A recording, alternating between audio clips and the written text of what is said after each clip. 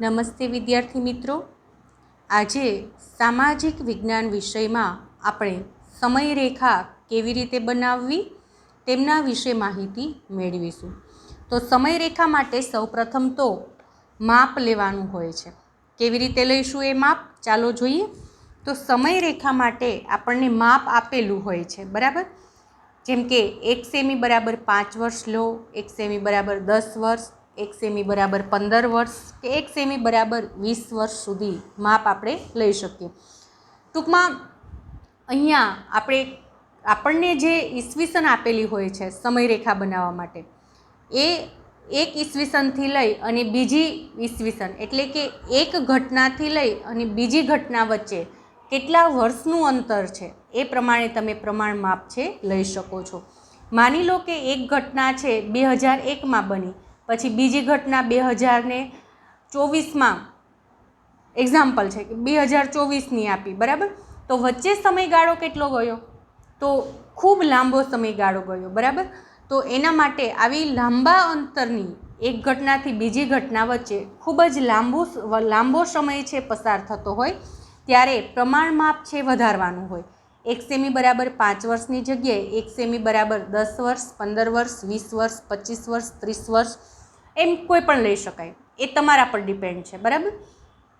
હવે અહીંયા જો આપણને સ્કેલ માપ આપ્યું છે 1 સેમી બરાબર 5 વર્ષ। સ્કેલ માપ એટલે આ સ્કેલ છે, બરાબર। એમાં આપણે અહીંયા જો મેં બનાવ્યું છે, પહેલાં તો આપણે એ જોઈ લઈએ। આપણને વિભાગ અ, વિભાગ બ આપેલ છે। અમાં આપ્યું છે ઈસવીસન 1905ની એક ઘટના આપી છે કે બંગાળના ભાગલા પાડવામાં આવ્યા। પછી બીજી ઘટના આપી છે ઈસવીસન 1916માં, તો એ છે લખનઉ કરાર। પછી ત્રીજી ઘટના આપી છે ઈસવીસન 1921માં, સુભાષચંદ્ર બોઝે ICS પરીક્ષા પાસ કરી। પછી ઘટના આપી છે ઈસવીસન 1928માં સાયમન કમિશન હિંદ આવ્યું। તો આપણે 1905થી લઈ અને 1930 સુધી આપણે લેવી પડે, બરાબર। તો અહીંયા જુઓ મેં લીધી છે 5, 10, 15, 20, 25 અને પછી આપણે 30। અહીંયા મારી પાસે જગ્યા નથી એટલે મેં આગળ ડ્રો કરી નથી, બરાબર। હવે જો પહેલી ઘટના ક્યારે બને છે? ઈસવીસન 1905માં, એટલે અહીંથી આપણે સ્ટાર્ટ કરીએ। અહીંયા આપણે લખીશું ઈસવીસન 1905 બંગાળના ભાગલા પાડવામાં આવ્યા। 1905 બંગાળના ભાગલા, બરાબર। હવે બીજી ઘટના આપણને કયા વર્ષની છે? તો કે 1916માં। તો અહીંથી આપણે ગણવાનું 1, 2, 3, 4, 5 વર્ષ થયા, બરાબર। એટલે અહીંયા 1905ની ઘટના આપી દીધી છે, 1905 5થી આપણે શરૂ કર્યું, પછી હવે 6થી શરૂ કરશું, બરાબર। 6, 7, 8, 9, 10, 11, 12, 13, 14, 15 એવી રીતે। તો એવું જો આપણે કાઉન્ટ ન કરવું હોય તો શું કરી શકીએ? અહીંથી અહીંયા સુધી કેટલા વર્ષનો ગાળો છે? 5 વર્ષનો। તો 5 આપ્યા છે તો અહીંયા 10 વર્ષ થઈ જાય, 11ની સાલ આવી જાય ને, 5 પસાર થઈ જાય એટલે। પછી અહીંથી 11 પછીથી પાછો 5 વર્ષનો ગાળો એટલે અહીંયા આપણે 16 આવી જાય, બરાબર। તો આ 5, 6, 7, 8, 9, 10, 11, 12, 13, 14, 15 અને 16। તો 16 ક્યાં આવશે? અહીંયા, બરાબર। તો અહીંયા આપણને 5 પૂરા થાય પછી, બરાબર। તો આ 5 વર્ષ, 5 ને 5 10, 10 ને 5 15 અને અહીંયા 16નું વર્ષ। તો અહીંયા આપણે એ ઘટના લખીશું 1916માં કઈ ઘટના બનેલી છે? તો કે લખનઉ કરાર। હવે ત્રીજી ઘટના આપણને 21માં આપેલી છે, તો અહીંયા 16 થયા ને, પછી 17, 18, 19, 20 અને 21। તો અહીંયા આપણે લખીશું 1921માં કઈ ઘટના આપણને આપી છે? સુભાષચંદ્ર બોઝે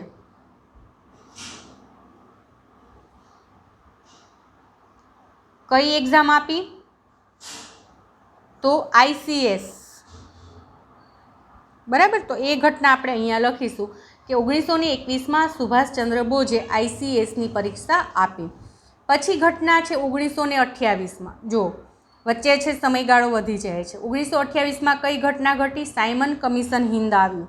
અહીંયા 21, પછી 22, 23, 24, 25, 26, 27 ને 28 અહીંયા આપણે લખીશું 1928માં કઈ ઘટના બને છે?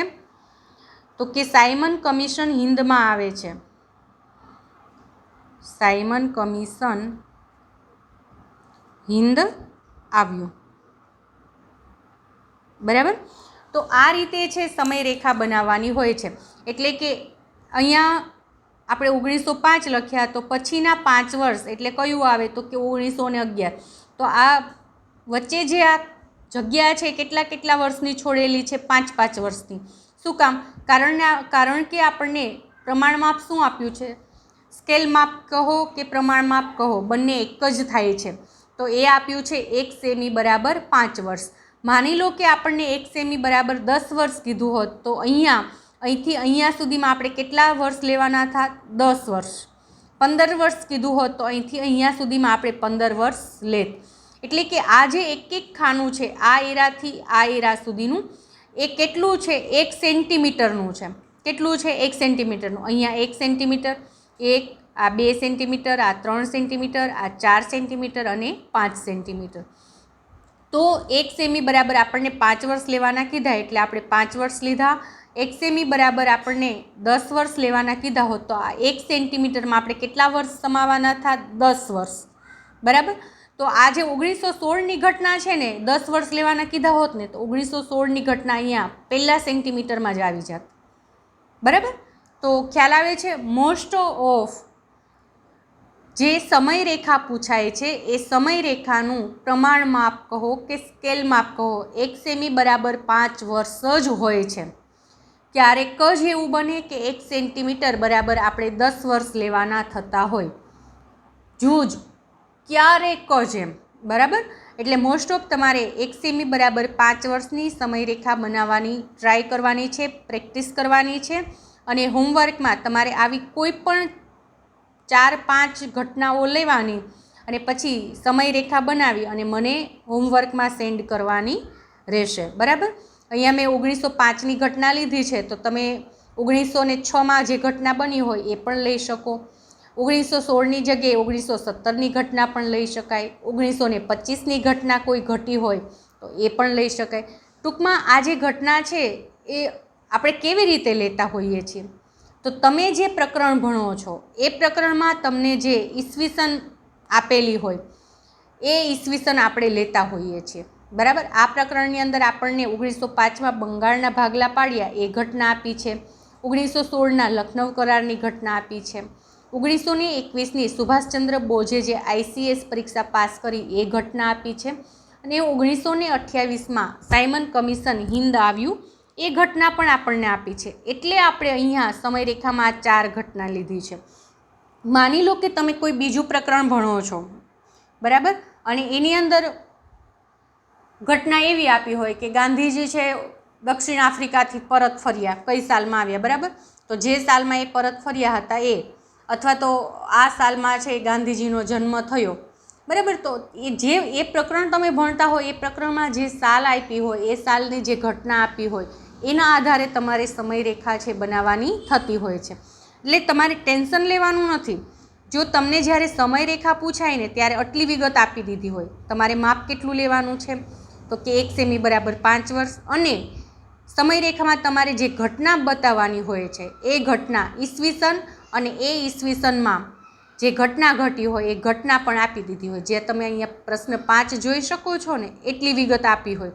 તમારે ફક્ત કેટલું કરવાનું હોય? આવી રીતે સમયરેખા ડ્રો કરી અને પછી આવી રીતે વિગત છે દર્શાવવાની હોય છે. બરાબર. ખૂબ ઇઝી છે અને માર્ક્સ છે એ પણ આસાનીથી કવર થઈ શકે તેવું છે. એટલે સમયરેખા બધાએ શીખી જ લેવી. ન સમજાય તો તમે મને ફરી પાછું પૂછી પણ શકો છો. ઓકે. તો આજના લેક્ચરમાં આપણે અહીંયા સુધી રાખીશું. Thank you.